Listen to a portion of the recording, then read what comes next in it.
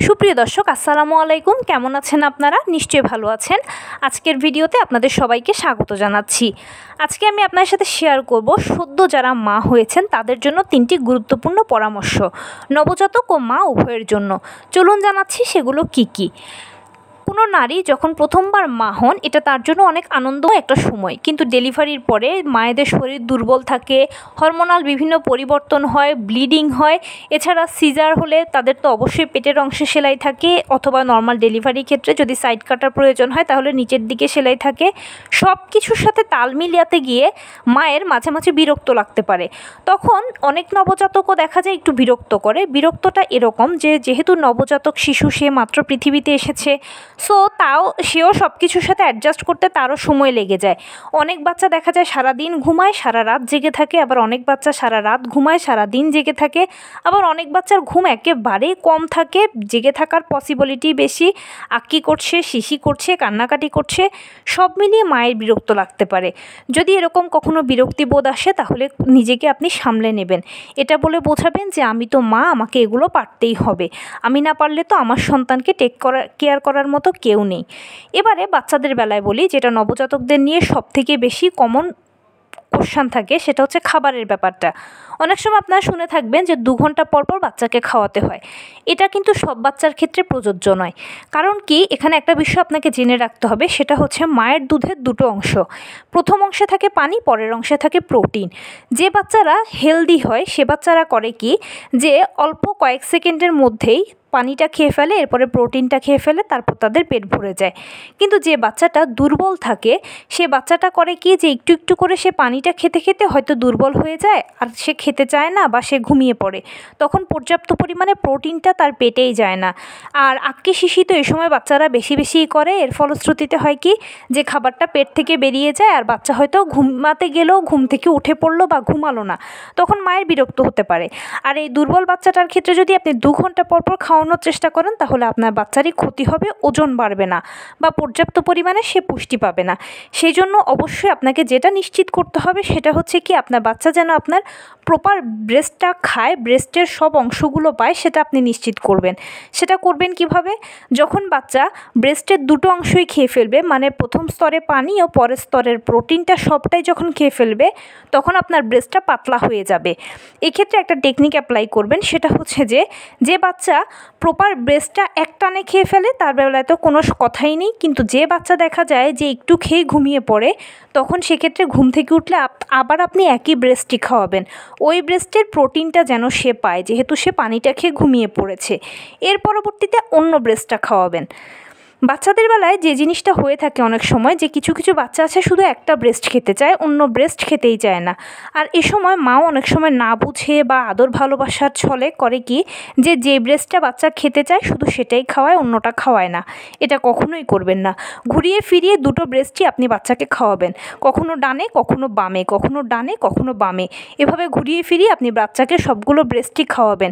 এতে in future আপনার পরবর্তী যখন আবার বেবি হবে তার জন্য ভালো হবে, 2টো ব্রেস্ট থেকে সমানভাবে মিল্ক আসবে।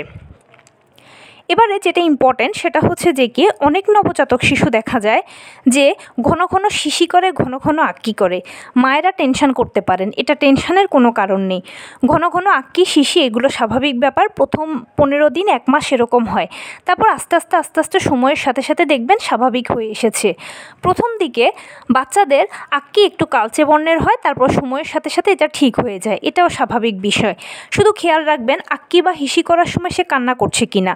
আক্কি বা শিশি করার সময় সে যদি কান্না করে তাহলে বুঝবেন যে হয়তো ইনফেকশন হয়েছে, তখন সেক্ষেত্রে ডাক্তারের পরামর্শ নিতে পারেন। এছাড়া আপনি বেশি বেশি করে মাছ, মাংস, ফলমূল, শাকসবজি বেশি খাবেন। মাংসর থেকেও মাছ খাওয়াটা ভালো, এতে শরীরটা আপনারও নরম থাকবে, বাচ্চাও প্রচুর দুধ পাবে। বিশেষ করে ছোট মাছ খাবেন, ছোট মাছ, বড় মাছ, সামুদ্রিক মাছ সব কিছুই ঘুরিয়ে ফিরিয়ে খাওয়ার চেষ্টা করবেন।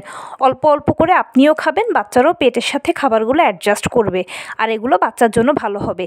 আপনি বেশি করে পানি খাবেন, দুধ খাবেন, শাকসবজি খাবেন, এতে করে দুধ, পানির থেকে, শাকসবজি থেকে জলীয় অংশগুলো বাচ্চাও পাবে, তখন আর প্রস্রাবের সমস্যা হওয়ার কথা নয়। তবুও যদি কোনো বাচ্চা প্রস্রাব করার সময় এছাড়া আক্কি করার সময় কান্নাকাটি করে, তখন সেক্ষেত্রে ডাক্তারের পরামর্শ নেবেন। ইনফেকশন হলে অনেক সময় এরকম হতে পারে। এরপরে যেটা ইম্পর্টেন্ট সেটা হচ্ছে বাচ্চাকে রোদে দেওয়াটা। অনেক মা বাচ্চাকে রোদে দিতে চায় না কালো হয়ে যাবে বলে, এটা একদম করবেন না।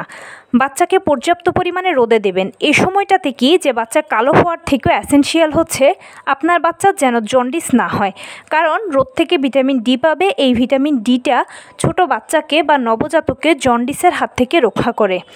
ছোট বাচ্চা বা নবজাতকদের জন্ডিস হওয়ার চান্স অনেক বেশি থাকে, 90%-এরও ওপরে থাকে।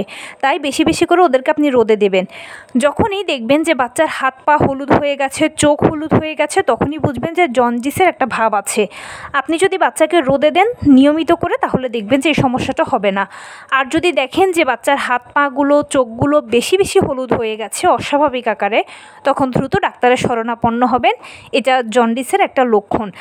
বাচ্চার গায়ে আপনারা এই সময় সর্ষের তেল ম্যাসাজ করবেন। সর্ষের তেল ম্যাসাজ করলে এই সময় বাচ্চার জন্য ভালো। বাচ্চাদের হাড় মাসেল ভালো ডেভেলপ হয়। বাচ্চার মাথা বা মাথার যে চুলটা আছে সেটা ঘন ঘন কখনোই আপনারা শেভ করবেন না। বাচ্চার মাথার চুলগুলো আপনারা একটা নির্দিষ্ট সময় আনতে ফেলবেন, কারণ বেশি বেশি করে ব্লেডের টান যদি লাগে তাহলে হবে কি তাদের নরম মাথা কেটে যেতে পারে, মাথায় আঘাত লাগতে পারে, ব্রেনের সমস্যা হতে পারে। তাই এই জিনিসটা আপনারা এনশিওর করবেন। এরপরে যেটা করবেন, আপনার বাচ্চার যখন 1 মাস বয়স হয়ে যাবে তখন আস্তে আস্তে করে বাচ্চাকে আপনারা টামি টাইম দেবেন বা এটা চেষ্টা করবেন। মানে হচ্ছে কি বাচ্চাকে আপনারা উপর করিয়ে রাখবেন। অবশ্যই একটা বালিশের ওপরে, কখনোই খালি বিছানায় নয়। একটা সুন্দর বালিশের ওপরে বাচ্চাকে উপর করে রাখবেন। প্রথমে কয়েক সেকেন্ড করে রাখবেন, এরপরে কয়েক মিনিট করে রাখবেন। এর পরবর্তীতে বাচ্চা যদি ভালো ফিল করে তাহলে তো সে হাসবে, কান্নাকাটি করবে না, বুঝবেন আপনারা দেখলেই। তখন সেক্ষেত্রে করবেন কি আস্তে আস্তে করে আপনারা বাচ্চাকে সময়টা বাড়াবেন। এটাকে টামি টাইম বলা হয়। এটা বাচ্চাদের জন্য খুব এসেনশিয়াল। এতে বাচ্চার হাড়গুলো ভালো গঠন হয়, বাচ্চার মাসেল ভালো গঠন হয়, মাথাটা ভালো শক্ত হয়। এছাড়া নবজাতকদের অনেকে শুনবেন যে ফ্ল্যাট হেড হয়, মানে মাথার পেছনের অংশটা একদম সমান্তরাল হয়ে যায় আর মাথার যে তুলিটা আছে এটা একটু উপরের দিকে উঠে যায়। তো এই জিনিসটা না যেন হয় সেজন্য এই টামি টাইমটা এসেনশিয়াল। আর বাচ্চার ফ্ল্যাট হেড যদি না চান তাহলে আরেকটা জিনিস করবেন, সেটা হচ্ছে বাচ্চাকে সবসময় শুইয়ে রাখবেন না। মাঝে মাঝে করে বাচ্চাকে আপনারা কোলে নেবেন। কোলে নিয়ে বাচ্চাকে আপনারা ঘাড়ের দিকে কোলে নেবেন, মাথার দিকটা শক্ত করে হাত দিয়ে ধরে রাখবেন, এভাবে লম্বায় কোলেটা নেবেন বাচ্চাকে। তাহলে হবে কি যে বাচ্চার মাথাটা আর ফ্ল্যাট হেড হয়ে যাবে না। এছাড়া ঘাড়ের দিকে কোলে নেওয়ানোটা এসেনশিয়াল, কারণ কি বাচ্চাকে ঢেকুর দেওয়াতে হবে বা বার্পিং করাতে হবে। খাবার খাওয়ার পরে ঢেকুর দেওয়ানোটা মাস্ট। বাচ্চা একদম জন্মের পর থেকে এটা করবেন। খাবার যতবারই খাওয়াবেন এরপরেই বাচ্চাকে আপনারা একটু ঘাড়ের দিকে আলতো করে লম্বা করে ধরবেন, মাথাটা শক্ত করে ধরবেন যেন ঘাড়টা পড়ে না যায়।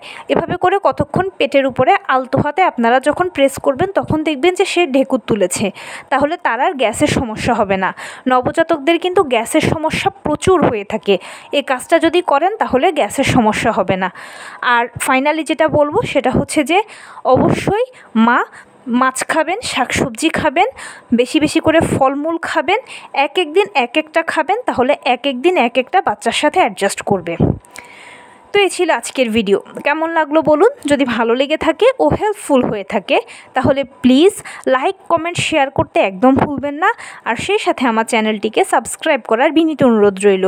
পাশে থাকা বেল আইকনটি ক্লিক করে দেবেন যেন আমি ভিডিও আপলোড করার সাথে সাথে আপনারা নোটিফিকেশান পেয়ে যান। যদি কোনো প্রশ্ন থাকে কমেন্টসে জানাবেন, আমি রিপ্লাই দেব। প্লাস যদি কোনো পরামর্শ থাকে যে কোন বিষয়ের উপরে ভিডিও বানালে আপনারা উপকৃত হবেন সেটাও জানাবেন। আমি আপনাদের পছন্দের সর্বোচ্চ প্রায়োরিটি দেব। ভালো থাকবেন, সুস্থ থাকবেন। আসসালামু আলাইকুম।